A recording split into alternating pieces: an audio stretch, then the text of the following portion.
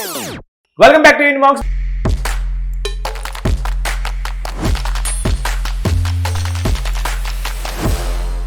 मेरा नाम है मनीष चौधरी। आपके एग्जाम्स आ गए हैं, मई 2024 की डेट है आपकी। ऑलराइट, अब हम प्रिपरेशन कर रहे हैं किसकी? सीवीटी 2024 की, जीटी के सब्जेक्ट की। मैं ऑलरेडी काफी सारी वीडियो आपकी इस पे बना चुका हूं। हम क्या देख रहे हैं? हम देख रहे हैं कि किस तरीके से प्रीवियस ईयर क्वेश्चंस आपकी हेल्प करते हैं नेक्स्ट एग्जाम की प्रिपरेशन करने में। ऑलराइट, इसके लिए देखिए, सिलेबस आपको पता है, पीवाईक्यू आपको पता चल जाएगा कि हाँ पीवाईक्यू क्या है, किस तरीके से क्वेश्चन पूछा गया है।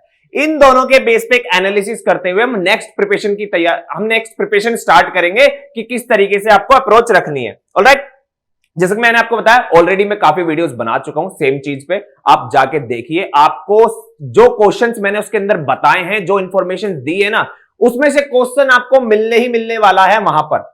तो आप ये मत सोचिएगा ठीक है नई वीडियो यहां पे देख लूंगा, वो छोड़ दूंगा, आपके क्वेश्चन छूट जाएंगे, क्योंकि मैंने बहुत इंफॉर्मेशनल चीजें आपको वहां पे एक्सप्लेन की है। जैसे मैं एक्सप्लेन फिर से कर देता हूं कि हमने देखा था कि किस तरीके से चीफ ऑफ डिफेंस स्टाफ के ऊपर एक क्वेश्चन आया था। फिर हमने क्या काम किया, हमने जितने भी डिफेंस से रिलेटेड इंपॉर्टेंट नेम्स है, जैसे कि first field marshal of Indian army कौन थे, अभी करंट आर्मी चीफ कौन है, फर्स्ट सीडीएस कौन थे, ये हमने देखे हैं। आपको क्वेश्चन मिल सकते हैं नेक्स्ट ईयर। कैसे मिल सकता है? क्योंकि लेटेस्ट अभी ना एक मूवी आ रही है सैम मानेकशॉ के ऊपर, ठीक है,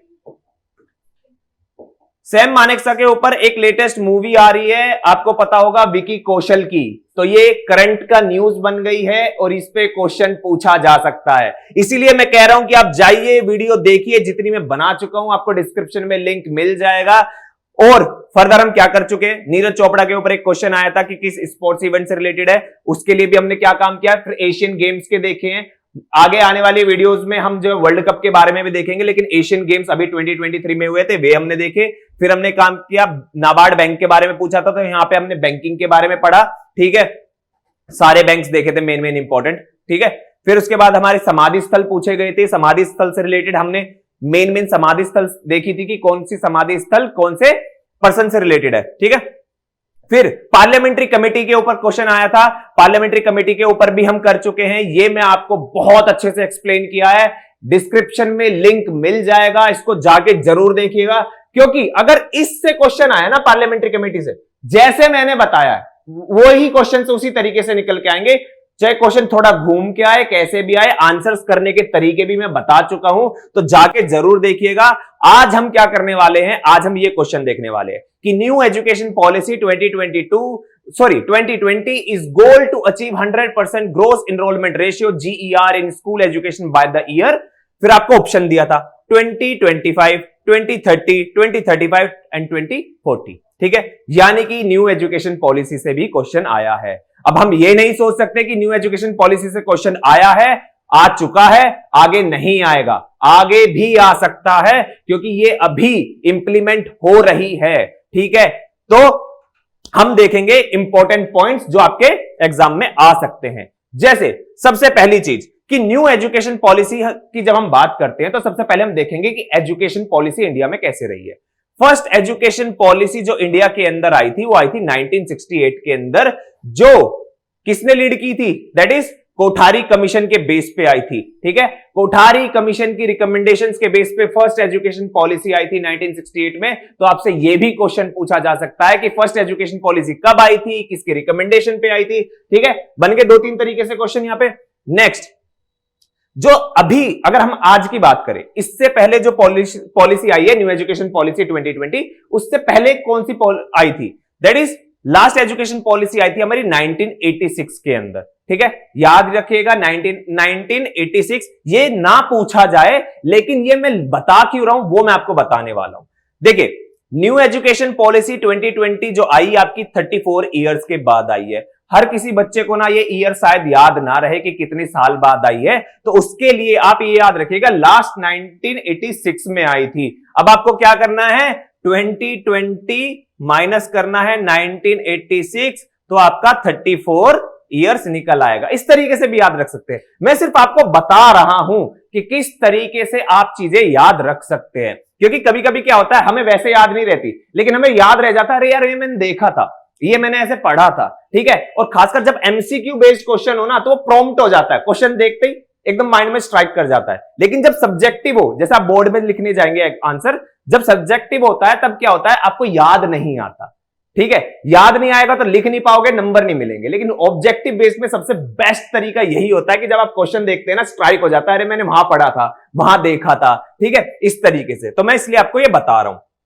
नाउ अब हम देखते हैं न्यू एजुकेशन पॉलिसी के कुछ इंपॉर्टेंट पॉइंट्स। कौन से? पहला, न्यू एजुकेशन पॉलिसी का जो ड्राफ्ट प्रेजेंट किया गया था वो किया गया था कृष्णस्वामी कस्तूरी रंगन के द्वारा। तो कस्तूरी रंगन जी का नाम आप याद रखिएगा, ये बहुत इंपॉर्टेंट पर्सनैलिटी है। ठीक है, जब ये ड्राफ्ट प्रेजेंट किया जा रहा था ना, तो एक लाइव मीटिंग हो रही थी, जितना मेरे को याद है लाइव मीटिंग हो रही थी, उसमें इन्होंने अपना पार्ट किया था और उन्होंने अपनी जो है स्पीच भी डिलीवर की थी। ठीक है, काफी इंपॉर्टेंट है कस्तूरी रंगन जी न्यू एजुकेशन पॉलिसी को लेकर। इसमें एक मेन फीचर आया है।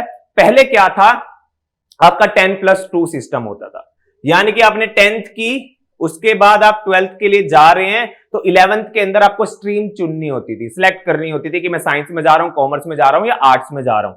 ठीक है, आपको पता होगा इसकी वजह से ना एक तरीके का डिस्क्रिमिनेशन भी देखने को मिलता था स्कूल में, कि साइंस के बच्चों को सबसे ज्यादा एलिट माना जाता था। कोई भी फंक्शन हो रहे हैं, कुछ भी हो रहे हैं, तो साइंस वाले अलग फॉर्म में होते थे। उसके बाद कॉमर्स और ह्यूमैनिटीज के बच्चों को तो बिल्कुल एक तरीके से दबा के ही रखते थे। लेकिन अब ऐसा नहीं होगा, ये सारी चीजें खत्म हो जाएगी। क्यों? क्योंकि अब 10th वाला सिस्टम और 10+2 वाला सिस्टम आपका खत्म कर दिया है। अब आपका कर दिया है 5+3+3+4। सबसे मेन फोकस हम यहां +4 पे करेंगे। क्यों करेंगे +4 पे? क्योंकि जब आप 8th क्लास पास कर लेंगे, 9th में आएंगे, तो जब 9th में अपने सब्जेक्ट सिलेक्ट करेंगे, अब आप कुछ भी ले सकते हैं।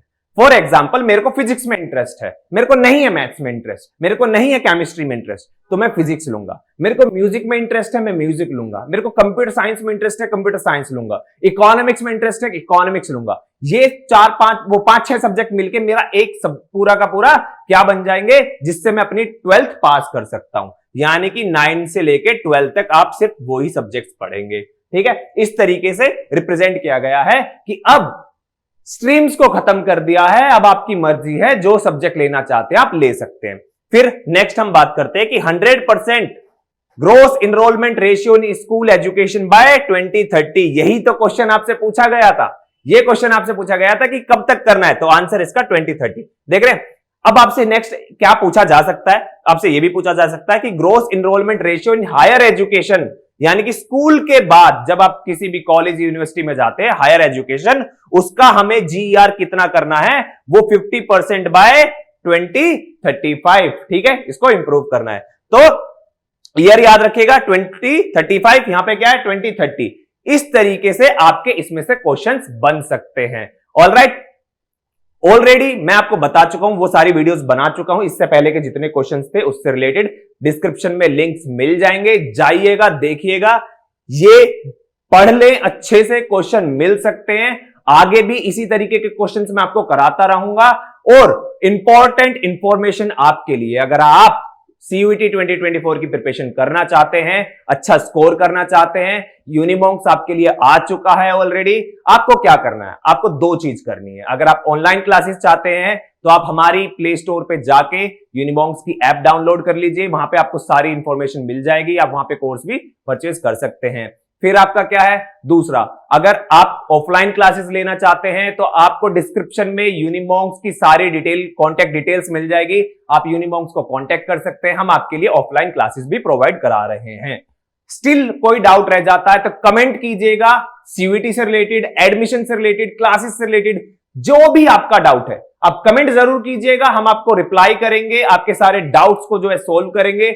ऑलराइट, और अगर वीडियो अच्छी लगी है तो वीडियो को लाइक कीजिएगा, अपने सभी दोस्तों के साथ शेयर कीजिएगा, चैनल को सब्सक्राइब करना तो भूलिएगा मत, क्योंकि CUET 2024 आने वाला है, आपके फॉर्म्स रिलीज होने वाले हैं, सभी लेटेस्ट अपडेट्स आपको हमारे YouTube चैनल पे मिल जाएंगे। ऑलराइट, आज के लिए इतना ही, थैंक यू।